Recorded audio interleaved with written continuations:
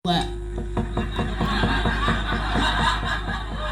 Mulai tak ngerti saka ngisor kuwi iki kelontrong, Pak.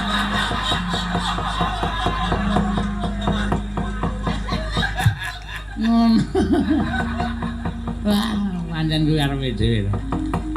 Kok kedan rene, dewa kok dincen lho. Dincen aku ya iso mabur ya padake. Loh, kita iso ngambandir gantara. Kula ya ora ngerti kok iso klepat iso nututi banter banget. Lha niku teng awang-awang ini gumun lho. Aku kok iso mabur ya? Lho lah. Saka dayane apa? Aku ya ora ngerti, Tro. Nerang-nerang jengkulmu kuwi. Wah, lah elok tenan ya. Mboten elok niki pancen estu niki. Pripun?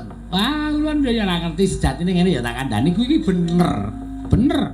Yen kita kuwi dumadi saka ayang-ayangane Semar Badranaya. Aku mau jawaban kuwi, aku enggak mau. Aku enggak mau jawaban kayak gitu. Mau. Lah terus kuwi kita butuh wangsulan sing kepiye? Cecok. Bapakku sapa? Adipati sapa? Nek Ratu Sinuwun sapa? Nek Pendhita Penemban sapa?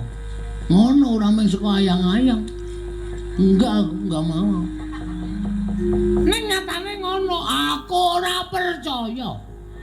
Aja gawe mangkelku to. Hah?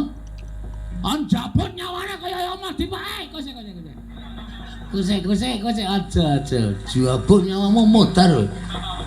Mati tak talene tak glundungke. Wah, jan bocah iki. Lah nek aja ngluputke karo panjenengan ulun, aja ngluputke panjenengan ulun. Ulun ki mung kami tuwaning kayangan. Ulun ki mung kami tuwaning kayangan. Sing ngerti sejatine ya Iwang Pilun Bathara Guru.